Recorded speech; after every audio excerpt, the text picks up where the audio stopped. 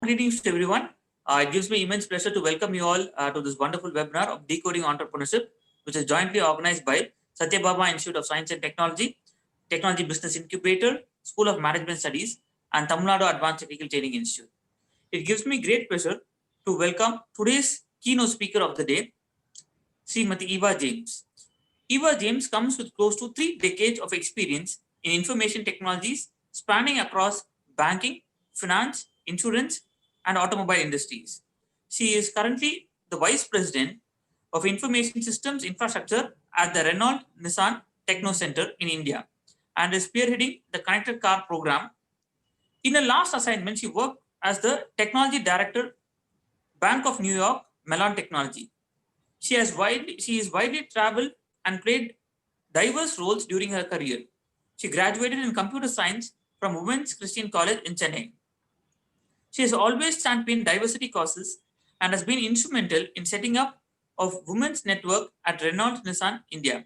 She actively works with universities focusing on empowerment of girl students. Uh, Warm greetings, and it gives us great pleasure to have you with us today. Hi, good evening, all. It's absolutely a pleasure to be amidst all of you on this virtual platform. And the topic is something which I really liked when it came to me because it takes a lot to be an entrepreneur. And in my view, though I'm not an entrepreneur, but I look at my job as my own place. So in that sense, I have the entrepreneurial spirit in me. I think of all the attributes that you need to be a good entrepreneur, innovation stands out in my view. And because today, everywhere around us, new businesses are mushrooming. But the way they are mushrooming is people believe or at least think that if you copy someone, you can become successful. So what is called as a copycat business is what is thriving. So if you, in easy words, if I have to relate to you, someone opens a burger joint in one street, then the next day someone opens the same burger joint in another street. So that is what I call as copycat business, and those businesses cannot thrive for long. So innovation is the absolute cornerstone of successful entrepreneurship. And in the next 45 minutes, Joshua suggested that I share my insights and my views on what innovation is and how companies have tapped on this door and have become successful, and how this helps the macro and the microeconomics of the world stage. And again, these are my views. Nothing is my own script. I'm sure you probably have heard some of the examples that I will share with you through other forums as well. But I will take probably for 35-40 minutes, and then I'm open to some Q&A as well. So let me share my screen.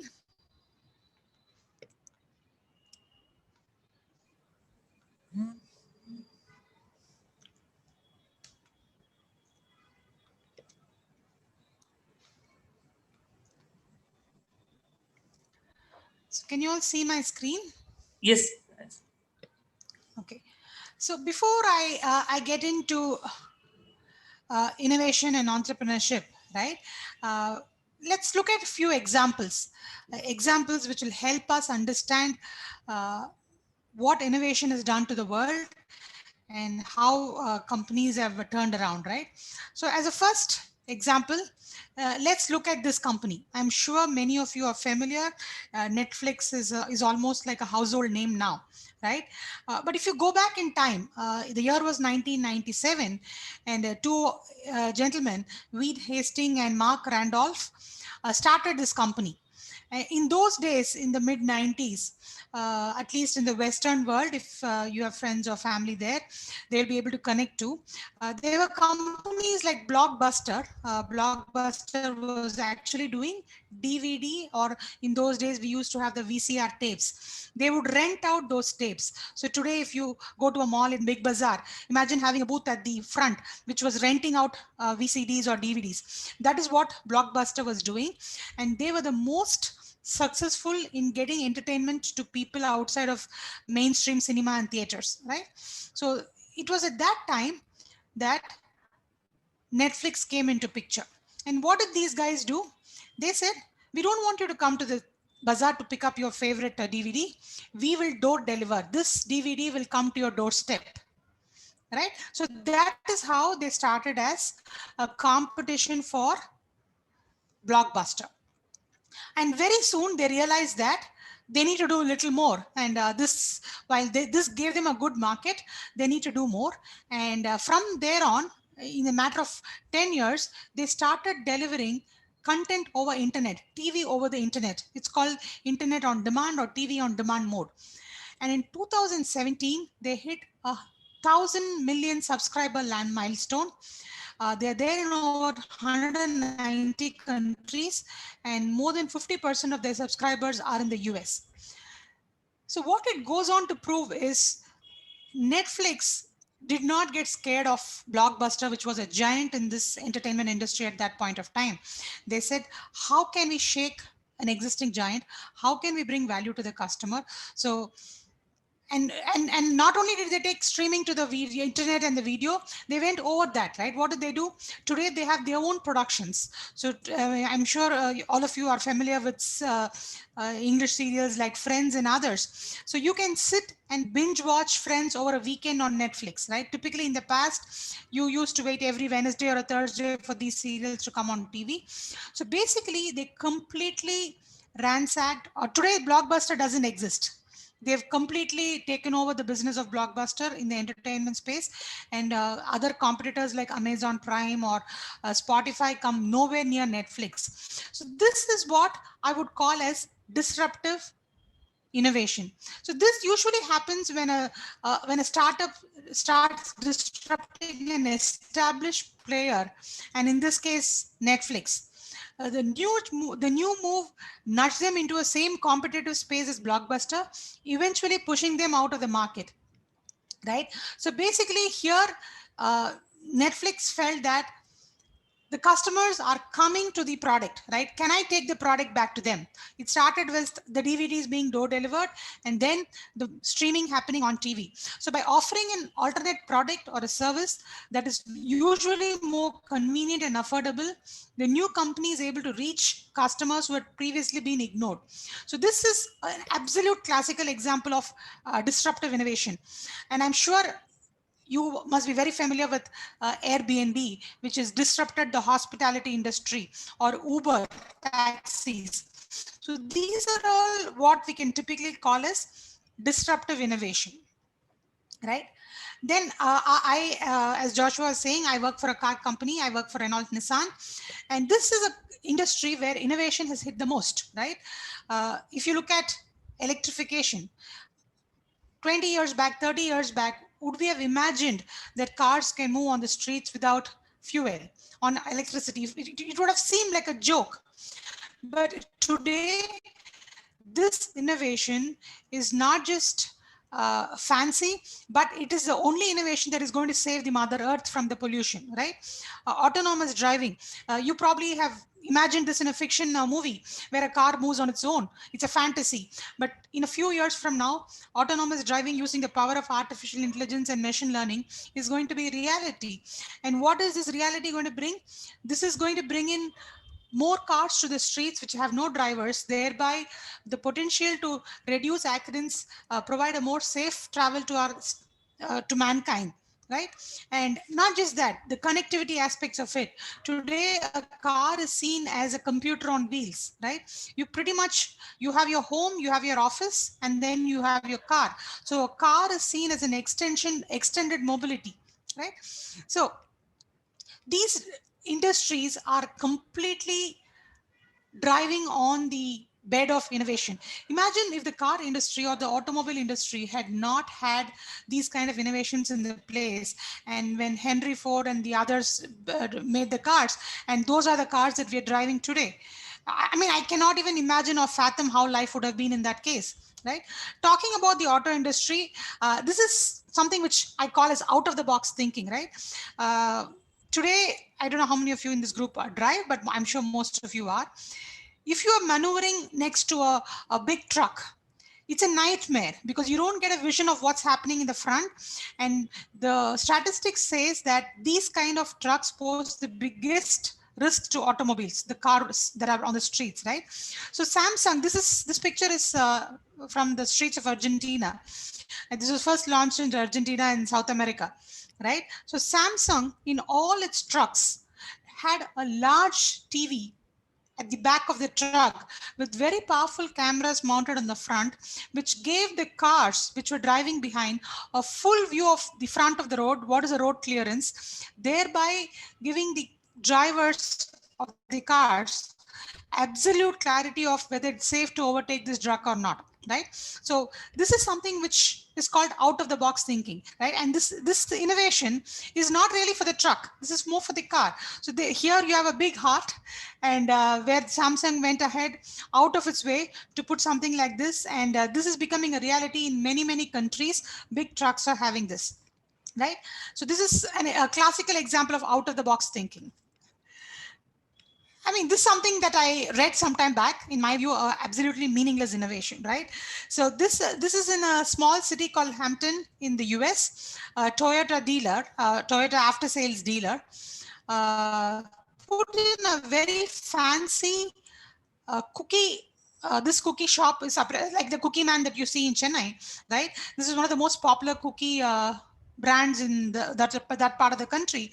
And they said, if you put this quickie making machine inside our place, it'll attract customers, right?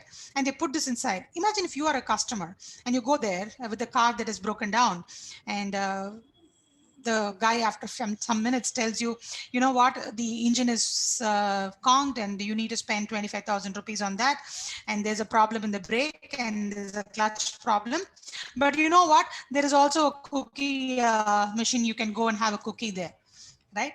So this is meaningless innovation. So people think that anything that you knew will add value.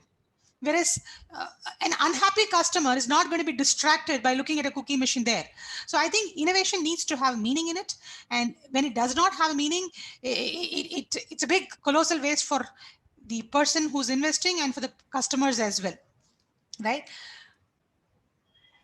Innovation comes most when there's an absolute crisis, right? We are in the midst of a huge pandemic, and this has brought out the best side of the humankind in the last few months, in the last almost a year. And it did not spare the innovation aspect of it as well. Within a few weeks of this pandemic becoming a reality, we saw all over the country leg operated sanitizer dispensers. We saw medicines to people who were in the hospital so that the doctors and the nurses can have limited interaction with the COVID patients. The corporations installed in many places what they call as a sanitization tunnels, so that people who are getting into a new zone are cleansed from outside. So these are innovation which comes out of necessity, which comes out of crisis. And sometimes it is only in such moments we have maximum innovation, right? So with that examples that we just saw, what is innovation, right? If you step back and have a look at it, right?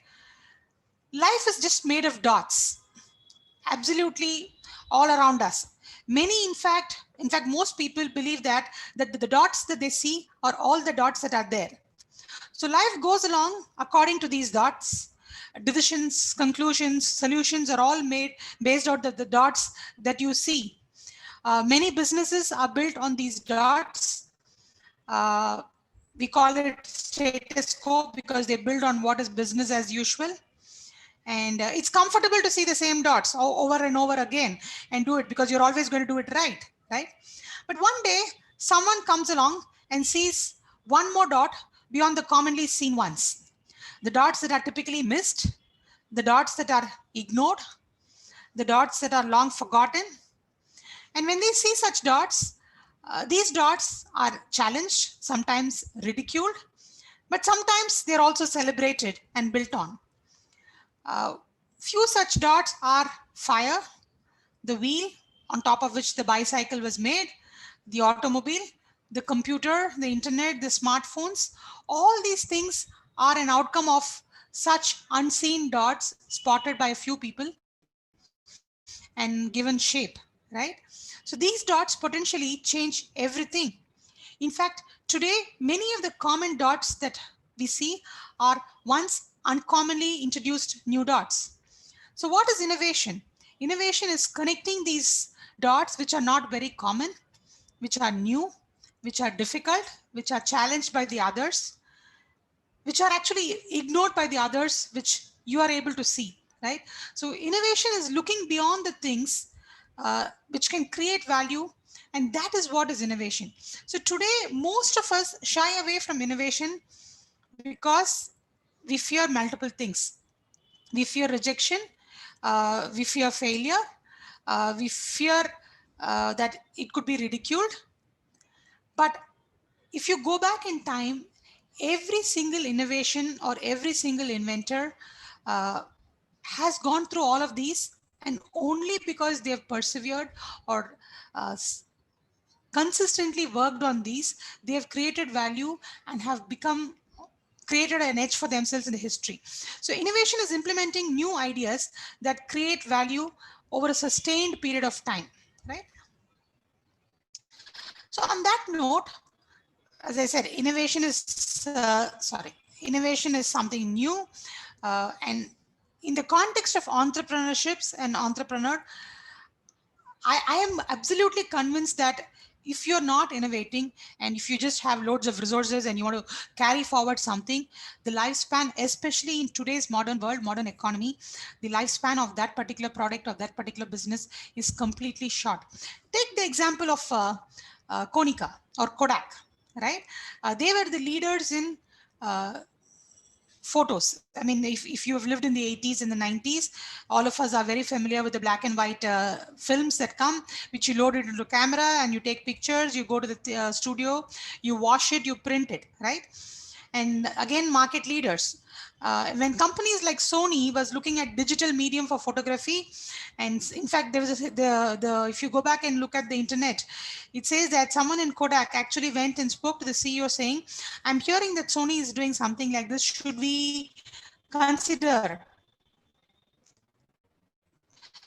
And I was told that the Kodak leadership team really didn't shake us. And today, how many of us are even able to connect to what Kodak photos are? So they have become history, right? So that is what would happen to businesses, to entrepreneur, if they don't have the eyes set on innovation, right? So talking a little more on innovation, there's always a confusion between invention and innovation. Invention is creating something new, absolutely new, right? Innovation is building on it, placing a product or service in a new context to create value. You can keep improvising, you can keep innovating on an existing product, right? For example, today, when the smartphones came, when the mobile phones came, and all of us are able to remember the heavy duty Nokia phones, right?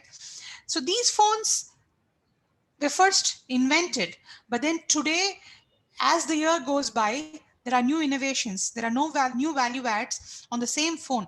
So that is what is the difference between an invention and an innovation, right? So it's beautifully explained here.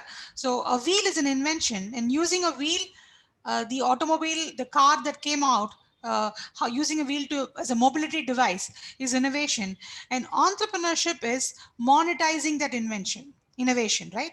So Henry Ford, who kind of made this first car, if he had sat quiet, the car would have still been in his garage. So entrepreneurship is giving shape to the innovation, monetizing it, taking it to a larger scale, and continuously improvising on this. So I think these are the three legs: invention leading to innovation, innovation leading to entrepreneurship, right? Uh, I mean, again, I spoke about this, but what are the why innovation, right? Absolutely important for economic growth. There is no way, if businesses don't thrive and succeed, countries cannot grow, countries cannot sustain. So if you look at every successful business today, uh, just look at how Amazon, for example, has taken over the business of distribution, right? And this distribution has helped the buying power of an individual. Today, even during the pandemic, when we are not able to go and buy merchandise in the shops, in the bazaars, it is only because of companies like Flipkart and Swiggy and all these companies which are bringing goods back to us. So the economy has to survive, and it is only because of these innovative companies that the buying and the selling was continuously happening. So these kind of innovations are absolutely important for the economic growth of any country, not just the developing country, but any country across any standards, right? Creates better products and services, right? Today our parents were happy, your forefathers were happy with certain products, with certain kind of car. The car was just expected to get into it and move. So today, would you, any one of you get into a car without Google Maps in place if you want to go to your friend's house in Bangalore? No, right? So you want continuously better products and services. You want to use the car to find where's your next petrol bunk. You want your car to alert you where is your next car service. So intelligent cars are self-healing cars. So we are constantly looking for better products and services. We are not happy with what made us happy yesterday, and it is only innovation that helps create better products and services. It increases productivity and lowers cost, right? So today if you come to our plant which manufactures cars in Oragadam, there are less humans and more robots on the shop floor, right? And what does this mean? We are able to manufacture cars faster, more cheaper, and with a higher precision when it comes to quality, right? So the productivity, and this does not mean innovation is going to displace human workforce. Definitely not. You need people to innovate, and we need more and more people to think about it, more and more people to give shape to innovation. So which means people need to use their brain power on innovation and not the BAU stuff. And that is what I tell my team every day. Don't feel good doing the same stuff every single day. Challenge yourself to see how you can do it better. And innovation increases productivity and lowers cost, right? It improves quality of life. Today, how many of us in this virtual forum completely rely on Fitbits to say how many steps we are taking in a day, and how my pulse rate? I mean, Fitbit is almost become an extension of our lives, right? In fact, there are Fitbits which is able to. In fact, I have I have my sister-in-law who's actually a nutritionist, and she works with severely diabetic people whose Fitbit data, which is constantly looking at data from the individual, is transmitted back to her real time, and she prescribes medicines and she prescribes diet for these diabetic individuals. So I mean, it's unimaginable the kind of quality of life, the way it is improving, at least in current times, the way our health is taken for a big toll because of the life that we are all leading today. But how technology and innovation is helping us manage these situations. It explores new possibilities, things that were seen impossible decades back or even a year back, right? Innovation constantly explores new possibilities. Just look at it this way, right? Uh, Airbnb, I gave as an example, right? Do you know if Airbnb owns any hotels? No. Airbnb does not possess or own a single square feet of space. Airbnb has partner network. So today, if I have an extra room at home which I can rent it out, I don't have the network to do that. I can go to Airbnb. So likewise, individuals who have space, hotels leveraging this platform. So these are all not thought about in a few years back. So innovation helps us to explore new business models, new possibilities, and makes them a reality. Uh, and I mean, I'm talking to a bunch of college students, right? And very soon you're going to be in the corporate world doing work. Let me tell you, in my years of experience, in the recent past, there were years when promotion made people happy, when salary raises made people happy. But today, young workforce is only encouraged when they are given the free space to be creative, to innovate, and to do different things. And innovation is the only mantra which is helping us to retain good, talented employees, right? So innovation is a big tool for us to engage employees and unleash their creativity. right? So on that note, I would wrap up. So absolute driver for entrepreneurship. So I don't know how many of you in this group are looking at finding your idea and giving it a shape and becoming an entrepreneur yourselves.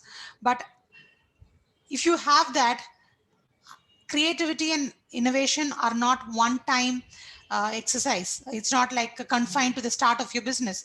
Every single day as entrepreneurs, you will have to be looking at, can I do something different? Can I innovate? So if you are ready for the game, I think you'll be the most successful entrepreneur, creating the biggest value to the customers that you want to have for yourselves. So on that note, this is what I wanted to share with you, but I would be happy to take any questions. Thank you very much, ma'am.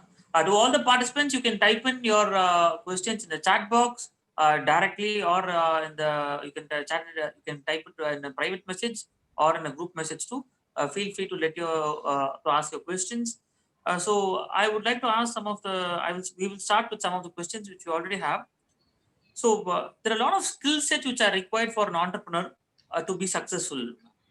So, what according to you are some of the important skill sets which is required to be successful? For me, I think understanding the customer segment is extremely important, right? So doing the right amount of research you can have an idea, right? But then even before you give it a shape, you need to know who's going to be your customer base. And I think that perspective is so important, because if you launch the best of the product in the wrong place, I think it's not a win-win. So in my view, yes, you need funding, you need all the other attributes, but beyond that, I think knowing your customer base and knowing your market is probably the cornerstone before you start your business. But once you start it, I think there are a whole lot of things like not losing your spirit with small setbacks, having the perseverance to continue, and spirit of collaboration and partnership, all that is there. But I think the first foundational element is to know your customer base and the marketplace.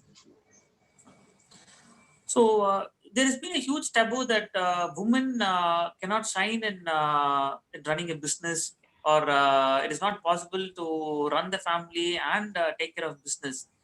So, what would be your words of encouragement and your suggestions to women entrepreneurs? I mean, I think women are a lot better in multitasking, and they have a lot better empathy to understand customers. So, I mean, honestly, I think these are all myths of the past. If you see successful businesses, uh, women who are leading the businesses, we have a lot of women. Yes, there is a lot of bias, there is a lot of stereotyping, but that is not a capability issue. That's more a stereotyping issue, right? We have put women in a corner saying you cannot. So it's not a capability part. It is more a bias or a gender stereotyping that has kept women away and shying away from businesses. But you will see all around us today women entrepreneurs who are really leading from the front. And as I said, women are probably uh, wired for multitasking, and are wired in a way to have more empathy. So I think from a skill perspective, no, but from a society and a stereotyping, yes, which is what I think as a community we need to help them break those stereotypes and bring them to the front. Wonderful. You have worked in many top companies and top positions from across all sectors. Can you tell us two examples as to what were the biggest challenges you faced in your entire career and how you overcame them? Is it in the context of innovation or in generally my career journey? In general, ma'am. Okay. I think one of the things is definitely the first point that I answered, Joshua, is the gender bias that exists in the Indian society, right? It exists in the world stage, but it exists in the Indian context a lot more, right? So years back when I first started having leadership positions, in fact, I had to move to the Middle East, and so when this opportunity came by, and I put my hand up, and everyone said that in the Middle East the entire board is full of men and you would be the only lady on the floor, right? So the crew that was doing the evaluation, they didn't even consider uh, my candidature. So I said, you can reject me based on the fact that if I'm not found suitable, but you cannot reject me based on my gender, right? And I said, I will go, I will meet the board, I will get interviewed, and if they still don't like me, I will stay back, but I'm not going to take a no for an answer now. So I flew to Abu Dhabi, I got interviewed.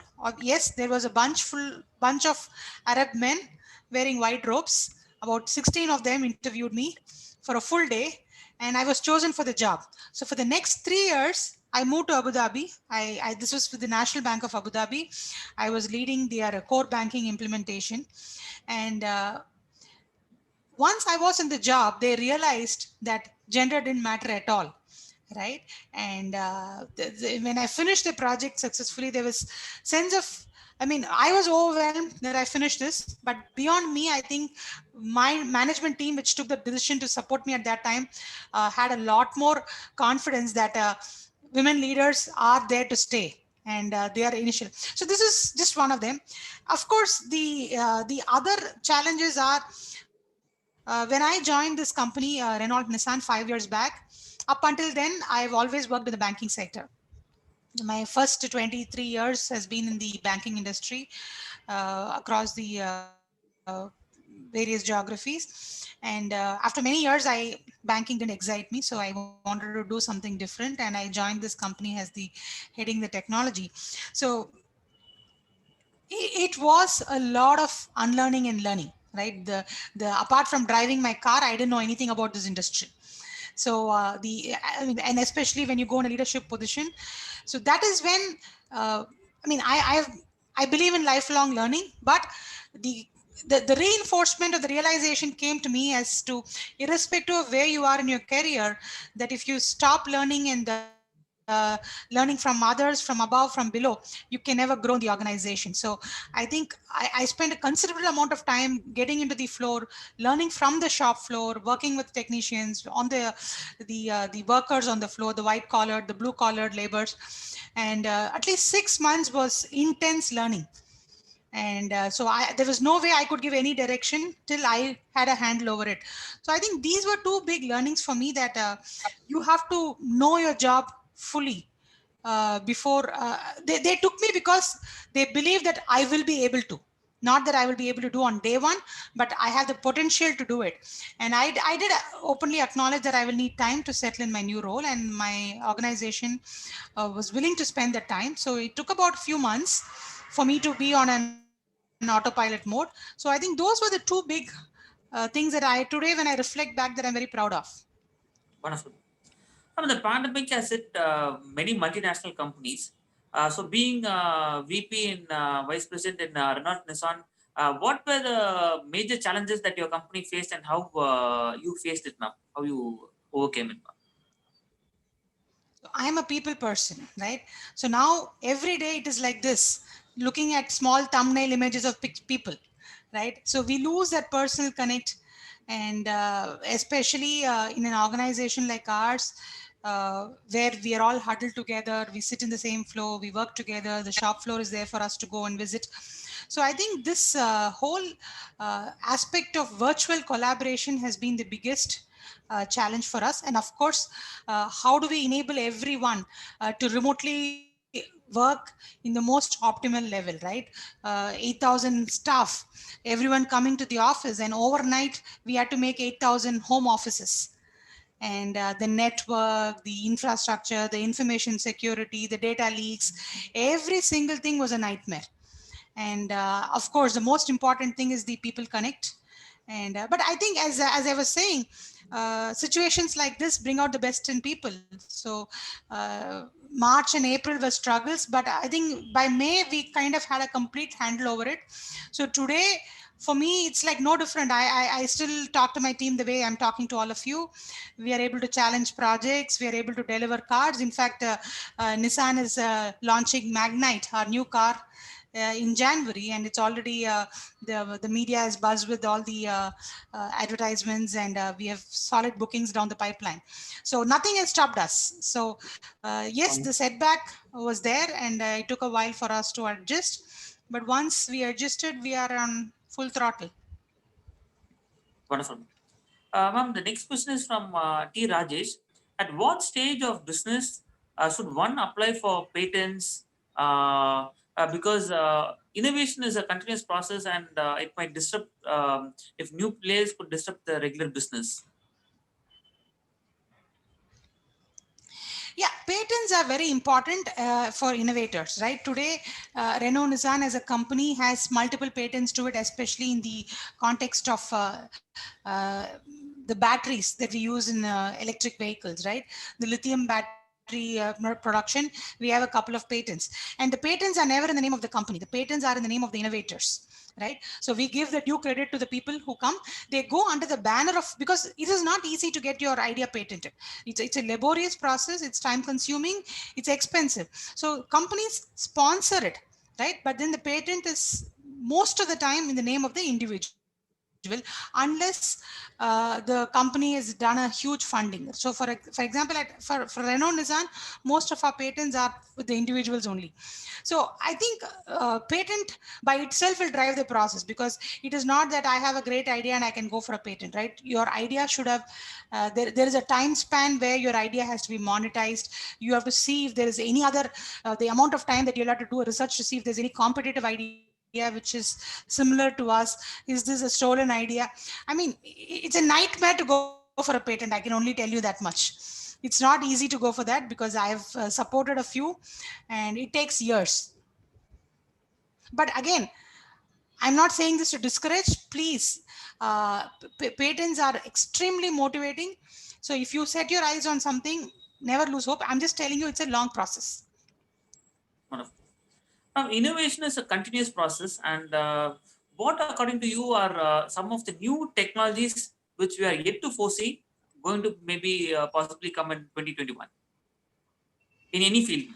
See, yeah, I think the way artificial intelligence and machine learning, they are going to be touching every realm of our lives, right? This is, I can't even tell you which one, because it's going to be all around us. So now, if today, uh, the way the for example, in the shop floor, right? In the past, we used to have security guards to check whether someone is wearing a helmet and the yellow color jackets, the safety protective equipment, before they come into my floor, right? But today I don't have them. I have computer vision goggles. I have computer vision cameras that are there, which will alert the console room if someone is walking inside without a protective gear, right? So again, so which means all around us, be it e-commerce, be it b2b business, today if you go to the banking industry, the way the wires are being revolutionized, every single business around us, every single aspect of our life is going to be touched by artificial intelligence and machine learning. So I think these would be the biggest, uh, absolutely game changing technologies in the future. Thank you very much, ma'am. Thank you for spending your valuable time and giving that wonderful presentation and very patiently answering to all our questions, ma'am. It was great to have you with us today. Thank you very much, and stay safe. We are still in the COVID era. So take care, all of you. Bye bye. Thank you, ma'am. I now request Mr. Kishore Kumar, Manager TPI, to give away the word of thanks. Yeah. Once again, thank you so much. Like as Joshua mentioned, you've been so patient enough in answering all the questions. I was so keen in like understanding. I mean, I never seen a person who's in such kind of a leadership position of a company would been so patient in answering such kind of questions. Thank you so much, and also thank you so much in making the participants understand it's not only about the entrepreneurship field, or like even if you want to enter into the employment side of factor, the management wants each and everyone to be so innovative enough. So you made the participants understand that, because what the so-called younger generation thinks is that if you get placed and go over that, that's it, life is finished, we are settled, nothing else is due. That's the kind of mindset what people are doing over here. Thanks for breaking that. And once again, thank you so much for delivering this kind of speech for this webinar on behalf of Sathyabama TBA and School of Management Studies of Sathyabama Institute of Science and Technology in big thanks to Joshua also. Thank you so much. Thank you all. Have a good evening. Bye-bye. Thank you. To all my participants, thank you all for joining with us today. A small request to all of you, please fill in the feedback forms. Your feedback means a lot to us. Based on the feedback which you give, we will try to improvise, and based on the feedback, all of you will receive your certificates too. Once again, have a wonderful evening. Looking forward to see you tomorrow on the final day of Decoding Entrepreneurship, which is jointly organized by Sathyabama Institute of Science and Technology and Tamilnadu Advanced Technical Training Institute. Have a wonderful evening.